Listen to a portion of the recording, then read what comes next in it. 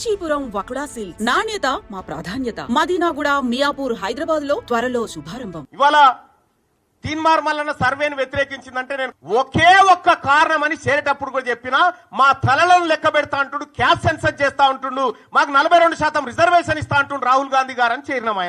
ఆయన ఆలోచన మేరకు, రేవంత్ రెడ్డి గారు పిలుపు మేరకు కాదు కదా నేను చేరింది, ఆయన ఆలోచన మేరకు చేరినాం. అదే నాయకుడు రాహుల్ గాంధీ గారు పార్లమెంట్ లో మొన్న మాట్లాడుకుంటూ, ఓ బీసీ నాయకులారా, బీసీ ఎంపీలారా, మీకు అన్యాయం జరుగుతుంటే మీరు మాట్లాడరా అని చెప్పిండు. మరి ఆయన చెప్పిందే నేను చేస్తా ఉన్నా, ఆయన చెప్పిందే నేను చేస్తా ఉన్నా. చేస్తున్నటువంటి సందర్భంలో బీసీ ఉద్యమం బలపడతా ఉంది, బీసీలందరూ ఐక్యం చేస్తా ఉన్నారు, దీన్ని ఎట్లయినా అణచివేయాలనేటువంటి ఒక కార్యక్రమం చేస్తా ఉన్నారు. ఈ చరిత్ర ఇటువంటి ఓళ్ళని కొన్ని వందల మందిని చూసింది ఈ గడ్డ, ఈ నేల. అందరం ఎంతకాలం భూమి మీద బతకడానికి రాలే. ఇవాళ మనం ఒక పని చేస్తే తరతరాలు గుర్తుండాలి. గా బీపీ మండల్ గారు చేసిన పని, గా జయశంకర్ సార్ చేసిన పని, వాళ్ళు చేసిన పని తరతరాలు గుర్తుంటది. ఇప్పుడు మీరు పని చేస్తే మీ మంత్రులకే మీ పేరు యాదకొస్తలేదా? అందుకోసమే ముఖ్యమంత్రి గారు ఇది మిమ్మల్ని పరిపాలన చేయమని అప్పగించినటువంటి సందర్భంలో మీరు తీసుకున్న నిర్ణయం తప్పని చెప్పిన. తీన్మార్ మల్లన్న తగలబెట్టింది కులగణన సర్వే రిపోర్టు తగలబెట్టిన నేను. ఇలా తీన్మార్ మల్లన్న ఏం చేసిండో 2018లో 2011లో రాహుల్ గాంధీ గారు కూడా అదే చేసిండు. Manmohan Singh government, UPA 2 government తీసుకొచ్చిన ఆర్డినెన్స్ చింపి చెత్తబుట్టలో బారేసిండు. ఇలా నేను చేసింది గదే. మన నాయకుడు రాహుల్ గాంధీ గారేమో మీరు నోరు విప్పండి మీకు అన్యాయం జరుగుతుంది అంటాడు. ఇక్కడనే మీరు నోరు ఇస్తా ఉన్నారు బీసీలై. ఇలా బీసీ నాయకులు మాట్లాడితే కోమటిరెడ్డి వెంకటరెడ్డి కోన్యాయం, రాజగోపాల్ రెడ్డి కోన్యాయం, వాళ్ళైతే చిన్నగానే తిట్టిరా నిన్ను. నేను మిమ్మల్ని అన్నది కూడా లేదు. మళ్ళా మీరు చేసిన కార్యక్రమాన్ని వ్యతిరేకించిన, ప్రభుత్వ నిర్ణయాన్ని వ్యతిరేకించిన. కుద్దు రాజగోపాల్ రెడ్డి గారు అనే నువ్వు బ్లాక్ మెయిలర్ అని చెప్పి, వెంకటరెడ్డి గారు 50 కోట్లు పెట్టి తెచ్చుకున్నావని తిట్టే. అంటే అంతర్గత ప్రజాస్వామ్యం అనేది కాంగ్రెస్ పార్టీలో అగ్రవర్ణాలకు ఉంటుంది కానీ అణగారిన వర్గాలకు ఉండదా? ఇవాళ మీరు ఏం చేయదలుచుకున్నారు కాంగ్రెస్ పార్టీని? ఈ కాన్స్టిట్యూషన్ ఏం చెప్తా ఉంది? Constitution of all India Congress party constitution ఏం చెప్తా ఉంది? కనీసం ఎవడన్నా బుర్రునోడు ఉన్నాడా? చదువుకున్నాడా ఎవరన్నా? ఇందులో ప్రభుత్వ నిర్ణయాన్ని వ్యతిరేకిస్తే పార్టీ నిర్ణయాన్ని ధిక్కరించినట్టు అని ఎక్కడ ఉందా? చూపెట్టుర్రి. మీ ఇంటెన్షన్ ఏంటంటే బీసీ ఉద్యమాన్ని లేవకుండా చేయాలనేటువంటి మీ ఇంటెన్షన్ ఏదైతే ఉందో మీరు ఆ భ్రమలలోనే ఉండుర్రి. ఇవాళ బీసీలంతా చైతన్యవంతమై మేము ముందుకు పోతా ఉన్నాం. అలాగే సోదరులారా,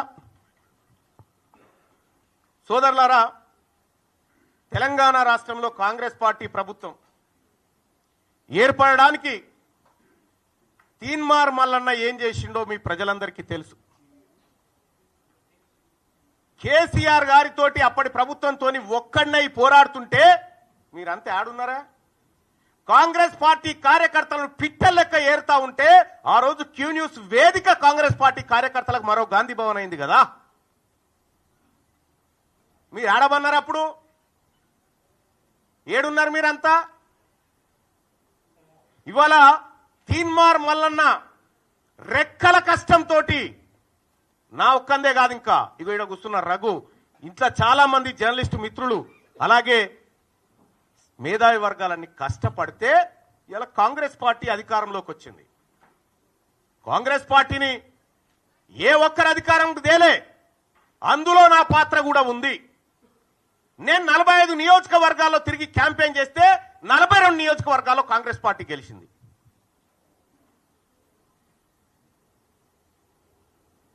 తీన్మార్ మల్లన్న ఏం చేసిన కాంగ్రెస్ పార్టీ కంటే నువ్వు కూర్చున్న కుర్చీ పునాది పడడానికి నేను తీన్మార్ మల్లన్నను కూడా కారణం. మరి మీకు జీర్ణించుకోలేక 2028లో బీసీ ముఖ్యమంత్రి అంటే మీకేమైనా ఇబ్బంది అవుతా ఉందా? మీకు ఇబ్బంది అయితే మేమేం చేయలేము.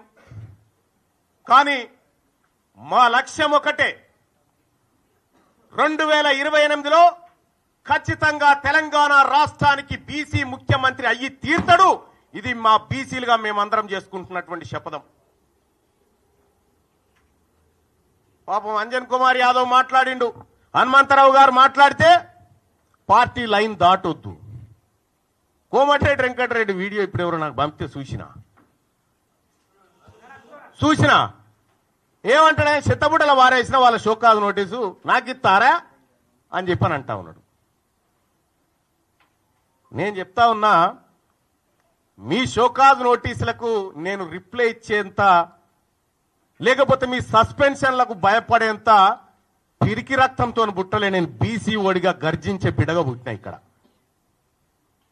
మీ పిల్లిగాండ్రింపులకి ఇక్కడ భయపడేటోడు ఎవడు లేడు.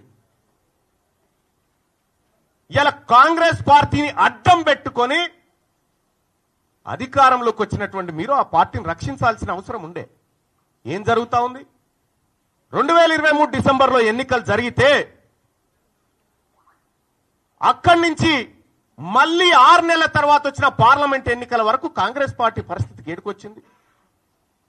15 నెలల ఏ కాంగ్రెస్ పార్టీ కార్యకర్తలన్న కనీసం సంతోషంగా ఉన్నాడా? ఇలా ఎస్, నేను చెప్తా ఉన్నా, నా గెలుపు కోసం, రాహుల్ గాంధీ గారి ఆశయం కోసం పనిచేసినటువంటి కాంగ్రెస్ పార్టీ కార్యకర్తలారా, మీ అందరికీ ఎప్పటికీ రుణపడి ఉంటా. ఇవాళ మీరు కార్యకర్తలను విస్మరిస్తురి, పదవులు రాగానే మీరు పంచక తింటిరి. ఇంకా ఎంత దుర్మార్గం అంటే, కార్పొరేషన్ పదవుల లిస్ట్ వేసిరు. ఆ కార్పొరేషన్ పదవుల లిస్ట్ లో మీరు 30-33 వేస్తే అన్న జగ్గారెడ్డి గారి సతీమణికి ఒక కార్పొరేషన్ ఇచ్చిరు. అందులో ఏం రాసిరు ఎడికేనా? ఆమె పేరు ఏదో గౌడ్ అని రాసిరు, నిర్మలా గౌడ్ అని రాసిరు. ఎట్లిచ్చినట్టు గౌడ్ల కోటాలు ఇచ్చినట.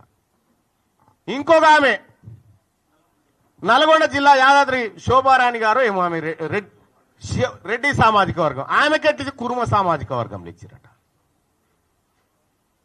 అంటే మీరు పదవులు పంచుకొని 10 ఏళ్ల పాటు అధికారానికి దూరంగా ఉండి అహర్నిశలు కొట్లాడిన కాంగ్రెస్ పార్టీ కార్యకర్తలు కనీసం గుర్తించకుండా మీరు పప్పు బెల్లాల లెక్క పంచుకొని పోతా ఉంటే, ఆ పార్టీ కోసం కష్టపడ్డటువంటి కాంగ్రెస్ పార్టీ కార్యకర్తలు ఎటుపోవాలా? ఏం కావాలా? అందుకోసమే ఒక్క కాంగ్రెస్ పార్టీ కాదు, అన్ని పార్టీల్లో ఉన్నటువంటి బీసీ బిడ్డలకు వాళ్ళకు అన్యాయం జరిగితే మేము మాట్లాడతాం, వాళ్ళ తరపున పోరాడతాం. ఇక రెండో విషయం, ముఖ్యమంత్రి గారు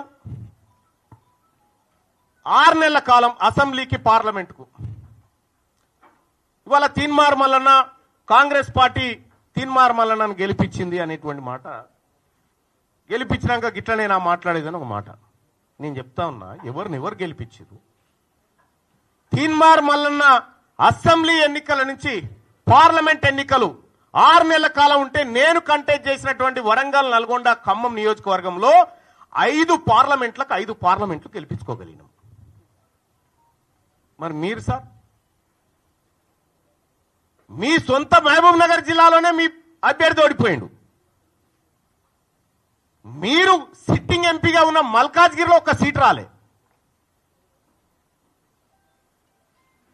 ఇవాళ మీరు కరెక్ట్ గా పనిచేసినంటే, 6 నెలల పాటు కరెక్ట్ గా కాంగ్రెస్ పార్టీ విధానాల కోసం పనిచేసినంటే, ఆ 8 సీట్లు కూడా కాంగ్రెస్ పార్టీకి వస్తే ఇలా నరేంద్ర మోడీ ప్రభుత్వమే లేదు కేంద్రంలో.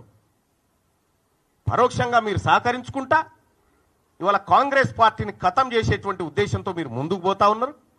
మీరు పొండి, మీ విధానాలు కూడా అర్థమవుతా ఉన్నాయి. నిన్నగాక మొన్న కాంగ్రెస్ పార్టీ ఎమ్మెల్సీ అభ్యర్థి నరేందర్ రెడ్డి గారు ఆయన ఎన్నికల ప్రచారానికి పోయి, ఈయన గెలిచినా గెలవకపోయినా ఒకటే అని చెప్పి, ఈయన గెలిచినా గెలవకపోయినా ఒకటే అని చెప్పే, మరి నరేంద్ర మోడీ గారు బొమ్మ పెట్టుకున్నటువంటి బీజేపీ అభ్యర్థి ఆడ గెలుస్తా ఉన్నాడు. ఇంకో టీచర్ ఎమ్మెల్సీ ఎన్నికల్లో భారతీయ జనతా పార్టీ ఒక బీసీ బిడ్డకు టికెట్ ఇచ్చి ఫస్ట్ ప్రియారిటీలో టీచర్ ఎమ్మెల్సీ గెలిచి, ఆ ఇంపాక్ట్ తోటి పట్టభద్రుల ఎమ్మెల్సీ ఎన్నికలు కూడా గెలుస్తా ఉంది. మీరు జిల్లాలు మొత్తం ఈ మెదకు, ఆదిలాబాద్, నిజామాబాద్, కరీంనగర్ పిట్ట తిరిగినట్టు తిరిగి ఎమ్మెల్సీ ఎన్నికలు. ఏంది ఫలితం ఇవాళ? ఎందుకు తారుమారైతా ఉంది? ఇవాళ ఏడాది లోపలనే కాంగ్రెస్ పార్టీ పైన, ప్రభుత్వం పైన ఇంత వ్యతిరేకత ఎందుకు వస్తా ఉంది? ఆత్మ పరిశీలన చేసుకోవాలి కదా. ఇది మీరు చేసుకోకుండా ముఖం బాగలేక అద్దం బాల కొట్టుకున్నట్టుగా తీన్మార్ మల్లన్న సస్పెండ్ చేయడం ద్వారా మొత్తం బీసీ ఉద్యమం ఆగిపోతుందని, మొత్తం వ్యవస్థ అంతా కుప్పగూలుతుందని నేను ఒక్కనై కొట్లాడినప్పుడు ఒక బలమైన శక్తిగా కేసీఆర్ ఉన్న కాలంలో కొట్లాడిన, మీరు లేరప్పుడు. వాళ్ళతోని కొట్లాడి గీడికొచ్చిన ఆయన మేమే గెలిపించినామంట. నన్ను గెలిపించిన మహబూబ్ నగర్లో వంశీచంద్ర రెడ్డిని ఎందుకు గెలిపియలే? వంశీచంద్ర రెడ్డిని ఓడగొట్టింది మీరు గారా? ఇవాళ వంశీచంద్ర రెడ్డి సిడబ్ల్యూసి మెంబర్ గా ఉన్నాడు, ఇక్కడ వ్యవహారాన్ని ప్రతిదీ అధిష్టానానికి చేరవేస్తాడని కుట్రబన్ని ఓడగొట్టి నీ మనిషి చామల కిరణ్ కుమార్ రెడ్డిని పెట్టింది కరెక్ట్ కాదా? ఆడా వల్ల మీ వల్ల కాంగ్రెస్ పార్టీకి మంచి జరిగితే ఓకే, కానీ మంచి జరిగే పరిస్థితి కనిపిస్తలేదు మీ నిర్ణయాల వల్ల. వాళ్ళ నా మాట ఎవరు ఇంటలేరు, కాంగ్రెస్ పార్టీలని అలిగిపోతా ఉన్నమాట. నువ్వు అలిగిపో, అలుగులో దుంకు. కానీ ఒక మాట చెప్తా ఉన్నా ముఖ్యమంత్రి గారు, ఈ కులగణన విషయంలో కానీ, నా సర్వే నా కథ అది పక్కకు పెట్టండి, ఏది నా సస్పెన్షన్, ఈ కులగణన విషయంలో కానీ, 42% రిజర్వేషన్ల విషయంలో కానీ, 42% వాటా కాంట్రాక్టులు బీసీ కాంట్రాక్టర్లకు ఇవ్వడంలో కానీ, కామారెడ్డి డిక్లరేషన్లో కానీ ఎక్కడైనా బీసీలకు అన్యాయం జరిగితే బరాబరి కొట్లాడతాం. ఇవాళ నేను మాట్లాడడానికి ఏమైనా అడ్డం గుంటే అన్ని క్లియర్ చేసి పెడితే. కాబట్టి ముఖ్యమంత్రి గారు ఈరోజు కూడా మేము సూచన చేయదలుచుకున్నాం. నన్ను సస్పెండ్ చేస్తే నాకేం ఇబ్బంది లేదు, ఎందుకంటే తీన్మార్ మల్లన్న గత ప్రభుత్వం మీద కొట్లాడి 100 రోజులు జైలు జీవితాన్ని గడిపినటువంటి వాడిని నేను. ఇప్పుడు నీ పక్క పంటి ఉన్న వాళ్ళు ఎవరు జైల్లో లేరో, ఒక కేసు కూడా లేదు వాళ్ళ మీద. అధికారం రాగానే దగ్గరికి వచ్చి కూర్చున్నారు. మరి మేము ఎట్లా ఊకుంటాం? రేపు పొద్దున ఖచ్చితంగా గ్రామాన బీసీ వాదాన్ని తీసుకుపోతాం, బీసీ ప్రజలను చైతన్యవంతం చేస్తాం. ఇప్పటికే ఎమ్మెల్సీ ఎన్నికల్లో బీసీల సత్తా దాటినం. 50 సంవత్సరాల క్రితం పుట్టిన పిఆర్టీయు, 54 సంవత్సరాల క్రితం పుట్టిన యూటీఎఫ్,